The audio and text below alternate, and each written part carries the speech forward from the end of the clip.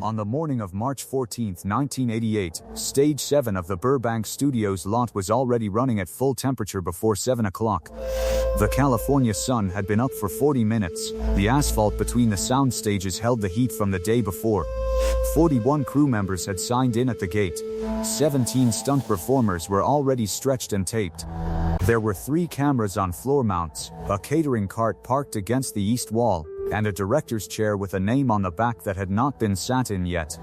Steven Seagal had been on the Warner Bros. Lot since 5:45 in the morning. He was 35 years old, 6 feet 4 inches tall, 223 pounds, of a man who had spent the better part of 2 decades in Japan doing what almost no Westerner had managed to do before him. He had not simply studied Aikido, he had taught it to Japanese students, in a Japanese dojo, in a country that did not open its doors to outsiders on the mat. He had achieved the rank of 7th degree black belt. He had opened his own school in Osaka. He had returned to the United States with credentials so unusual that people in the martial arts community simply did not know how to place him. He had leveraged those credentials into a film contract. And now he was 3 weeks from principal photography on his debut feature. He was not a student anymore. He was not a guest instructor. He was a film star.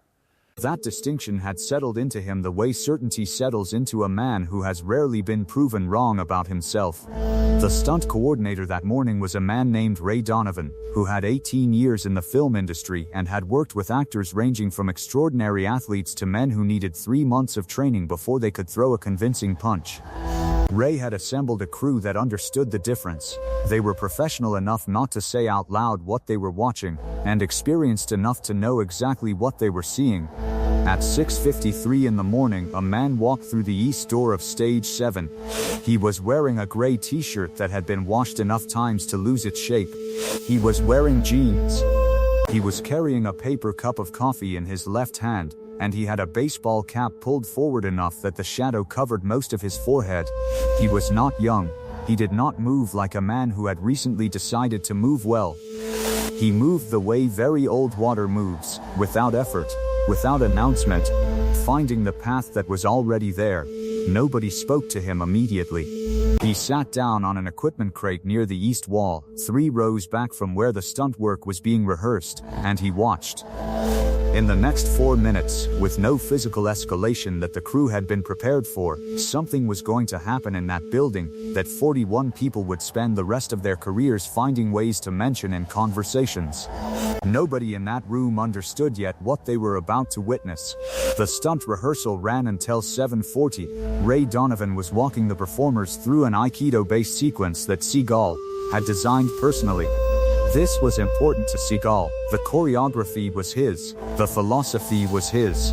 The techniques on display were drawn from a system he had spent a significant portion of his life mastering, and he had been specific in early production meetings that the movements on screen needed to be accurate, not approximations. Accurate. The sequence involved 4 stunt performers attacking from different angles and being redirected in a flowing, connected pattern of joint locks, redirections, and controlled takedowns. It was technically demanding. Seagal moved through it with the kind of ease that only comes from repetition accumulated over years. His footwork was educated, his timing was clean, his technique showed the particular quality of a man who understood what he was doing well enough to make it look like nothing. The 41 people on that stage floor were watching a man who was genuinely skilled. That is the part that matters. The humbling only carries weight if the humbling is earned. Ray Donovan ran the sequence 3 times. On the 3rd pass, one of the stunt performers, a former wrestler named Garrett Olson, overcommitted on an entry and caught Seagal slightly out of position. Seagal adjusted. He did not break the sequence. He absorbed the error and continued, and afterward he spoke to Garrett quietly and without visible frustration. He reset the group and they ran it again. There were people on the crew who had worked with a lot of actors. They understood the difference between an actor pretending to know what he was doing and a man who actually knew. Seagal was the second thing. There was general agreement about this. The agreement was visible in the specific way people were paying attention, not the polite attention of a crew waiting for their cue, but the particular focused quiet of professionals watching someone do something at a level they respected. This is the context in which Steven Seagal laughed. At 7:52 in the morning, one of the production assistants leaned towards Seagal and said something. The man on the equipment crate was mentioned by name. Seagal turned and looked toward the east wall. He looked for a moment. Then he laughed. It was not a short sound. It lasted long enough for the people nearest to him to turn toward the crate involuntarily. The laugh carried something in it that a room of trained physical professionals parsed instantly. It was not amusement at something funny. It was the sound a man makes when something confirms what he already believed about the world. Seagal said, loud enough to carry across the staging area, "That is Chuck Norris sitting over there. Somebody should tell him the filming schedule changed. His movies are not on this stage." There was a pause. He continued. He said, "I respect what he did." Past tense. He taught people karate in the 70s. That was meaningful at the time. Things moved on. The art moved on. He gestured, with a degree of generosity that was the sharpest edge of what he was saying.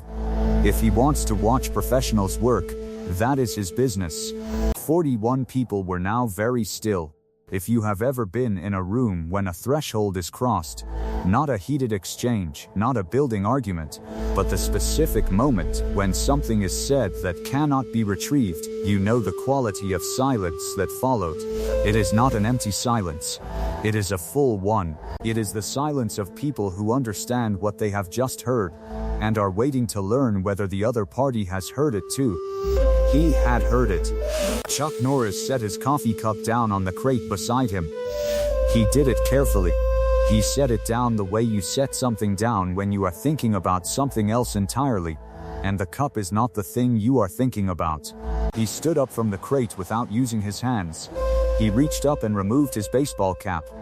He held it for a moment. Then he folded it once along the bill and placed it on top of the coffee cup. He smoothed the front of his gray t-shirt. He was wearing street shoes. He had not stretched that morning in this building. He had not taped anything. He had not prepared for this in any visible way, because preparation was not the thing he was going to need. He was 47 years old. He walked toward the center of the staging area at the pace of a man crossing a room to close a window. If you have been subscribed to this channel, you already know what happens to a man who laughs before he understands the room. If you are new here, make sure you are subscribed right now, and drop a comment below telling us where in the world you are watching from. Because what happened in the next 3 minutes on Stage 7 of Burbank Studios is the reason 41 people still talk about that morning. He stopped, 11 feet from Steven Seagal. Not 10 feet. Not 12. 11 feet. That distance is not accidental when the man selecting it has spent 30 years studying what happens to a human body in the 3/4 second it takes to close 11 feet of space. 11 feet means the other man is always making decisions based on where he thinks you are, and he is always slightly wrong. Chuck Norris stood at 11 feet and said nothing. Ray Donovan, standing near camera 2, set both hands flat on top of the monitor housing. He did not move them. Seagal looked at him. Something in his assessment shifted, in the way that a very good chess player's assessment shifts when the board suddenly looks different than it looked 30 seconds ago. He said, "I meant no disrespect to you personally." Chuck Norris said, "Show me." That is all he said. 2 words. The volume of a normal conversation.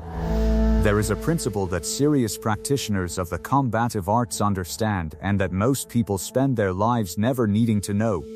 A fight is not 2 men hitting each other. A fight is a conversation about space, and the first sentence is always about who controls the distance between them. The man who controls the distance controls the outcome. He controls when things begin, when they pause, when they end. He controls what is possible and what is not possible. Distance is not a neutral factor. Distance is the whole argument. Chuck Norris had already been having this conversation for 11 seconds before Seagal said anything. The first engagement lasted 1 3/4 seconds. Seagal moved. He moved well. The technique he opened with was a lateral entry that used a redirectional wrist control to generate off balance, the foundational entry of his particular expression of the art. It had worked on serious practitioners. It had worked on people who knew it was coming. It was not a fraudulent technique. On a different morning, against a different man, it would have been decisive. Chuck Norris was not there when it arrived. He had not blocked it. He had not parried it. He had simply moved 2 inches in a direction that made the entry address empty air, and the momentum of the technique carried Seagal's weight through a quarter rotation that Seagal had not planned for. He recovered. He was good enough to recover. He planted and reset in under a second, and the 41 people watching processed what had happened in the particular focused quiet of people who understand technique well enough to know that what they had just seen was not luck. Garrett Olson, near the west wall, was not moving. The production assistant who had started this by leaning towards Seagal and saying a name had both hands in his jacket pockets and was looking at the floor in front of him. Ray Donovan had not moved his hands from the monitor housing. The second engagement lasted 2 seconds and 11 frames, which Ray Donovan would describe later as approximately the length of time it takes to understand that you have fundamentally misread a situation. Seagal entered again. He adjusted for the first miss. He widened his base, lowered his center, and came with a double entry combination that was designed specifically to close the gap that had opened in the first exchange. He was reading the problem. He was correcting for it. He had enough technical education to make an intelligent second attempt. He had not solved the distance problem. He had only changed which version of it he was encountering. Chuck Norris received the combination the way a river receives a rock dropped into it. There was a small contained movement that used the momentum of the incoming force to create a position that Seagal had not selected, and would not have selected. It happened below Seagal's decision-making speed, not dramatically, not with any theatrical quality. Just, efficiently, as a function of geometry and timing that had been practiced until it no longer required thinking. Seagal was now off-axis and moving in a direction his plan had not accounted for. He did not fall. He corrected again. He was a serious practitioner. Serious practitioners correct. He stood at 6 feet now. The distance had closed, and the closing of it was not what he had intended. The third engagement lasted 4 seconds. He made a choice. He committed. There is a moment in any serious exchange when a man of genuine skill understands that measured technique has not resolved the problem, and he chooses to bring full commitment instead, to meet the situation with everything rather than with a portion of everything. It is not a bad choice. In many situations, it is the right choice. Seagal brought full commitment, and what happened in the next 4 seconds was the clearest possible demonstration of a truth that Chuck Norris had been living inside for 30 years. Full commitment, delivered into a man who controls the distance, is a gift. The commitment was received, redirected, and returned in a form that Seagal's body had not prepared for. There was a joint control applied to the right arm, applied at an angle that came from inside the technique rather than from outside it, not a counter, but a continuation, as if Chuck Norris had known before the exchange began where the arm would arrive, and had simply waited at that address. The control was applied with enough precision to make its point without making it twice. Seagal stopped moving, not because he chose to, because the configuration he was in did not allow movement without a specific kind of consequence, and he understood enough about technique to understand what the consequence would be. He was in a standing joint lock, applied with a grip so controlled that the knuckles of the applying hand had not changed color. There were 4 people within 6 feet of this moment, and none of them made a sound. Chuck Norris held the position for exactly 3 seconds. Then he released it. He did not step back. He did not create distance. He stood where he was, and he extended his right hand, open, palm up, at the height of a handshake. He was offering something, not the hand itself, something the hand was carrying. He said something. He said it at a volume that only one person heard it. Steven Seagal heard it. Whatever it was, it lasted 4 words. Nobody on stage 7 would learn what those 4 words were that morning. Some of them spent years trying to find out. One of them, Ray Donovan, in an interview he gave 15 years later, said that he had asked once, and that the answer he received had been a look that he described as the specific look of a man who has decided that something belongs to only 2 people, and intends to keep it that way.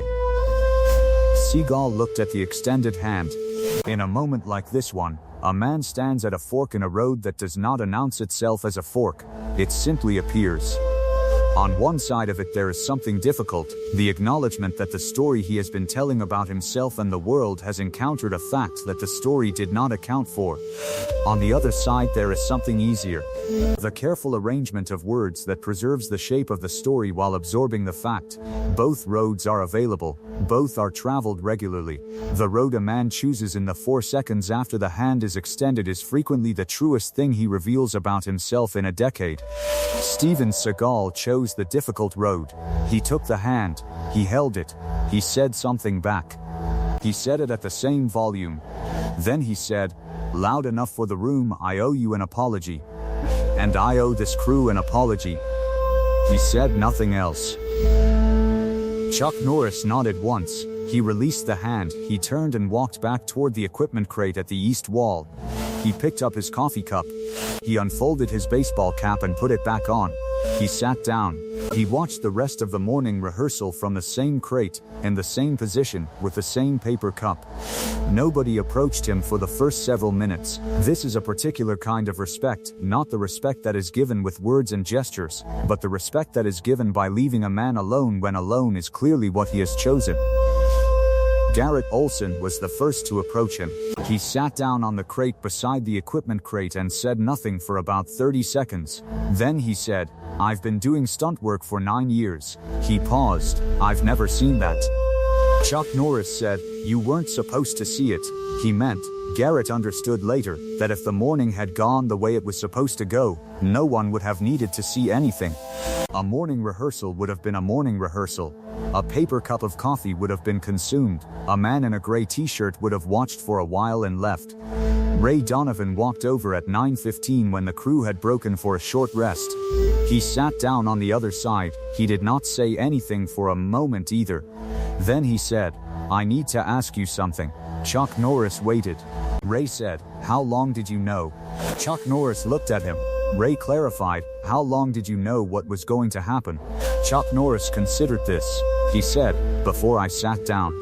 Ray Donovan would tell this story for the rest of his career. He told it to stunt coordinators, and to directors, and to young performers who were new to the industry and wanted to understand something they had not yet learned the name for. He told it accurately, as far as anyone could verify. He told it the way people tell stories that happened in front of them, and that they understood, in the moment of their happening, to be the kind of thing that does not repeat. The story moved through the stunt community the way certain stories move, not in a single wave, but in rings. A stunt coordinator in Burbank told it to an action director in Vancouver. The action director told it to a fight choreographer in Hong Kong who had worked with both men at different points in his career, and who said, when he heard it, that it confirmed something he had suspected since the early 1980s, and had not had the specific evidence to state as fact until that moment. The story changed in certain details as stories do. In some versions the crowd was larger, in some versions the exchange was longer, in some versions the 4 words were guessed at and reported as if they had been heard. These additions are what oral history does. It grows in the direction of what the story wants to be, and what this story wanted to be was larger than what it was, because what it was already considerable. The version that Ray Donovan told is the one the people who were there considered accurate. He told it without additions. He said that 41 people were present, and that all 41 were still. He said that the technical quality of what they witnessed was the highest he had seen in his 18 years of stunt coordination, and that the thing that distinguished it was not the technique itself but the absence of heat in the man applying it. He said that Chuck Norris had performed the entire exchange with the specific flatness of a man doing arithmetic, not cold, not indifferent, but accurate. Working, resolving a problem. Steven Seagal completed his debut film that spring. He had a successful career. He made films that were commercially significant, that introduced a generation of audiences to a legitimate martial art. And that demonstrated, at his best moments, the years of real education he had accumulated. He did not discuss the morning of March 14th publicly in any verifiable way. He did not need to. The story traveled without his assistance. Chuck Norris was asked about it once, indirectly, by a journalist who was profiling him in the early 2000s and had heard a version of the story from a secondary source. The journalist asked whether he had ever found himself in a situation, on a film set, where something unexpected had occurred. Chuck Norris said, "Most situations are unexpected." The journalist tried again. He mentioned Burbank Studios. He mentioned 1988. Chuck Norris looked at him the way Ray Donovan would have recognized, of a man who has decided that something belongs to only two people. He said, "A lot of things happened in 1988. He did not say anything else about it. This is the part of the story that does not make it into the versions that grow in the telling. Because it does not contain spectacle. But it is the part that means the most, if you sit with it long enough. A man who has genuinely earned something does not need to display the certificate. The having of it is sufficient. The needing to exhibit it is the sign that the earning was incomplete." Chuck Norris understood this in a specific, practiced way, because he had learned it the same way he learned everything else, through repetition that preceded comprehension.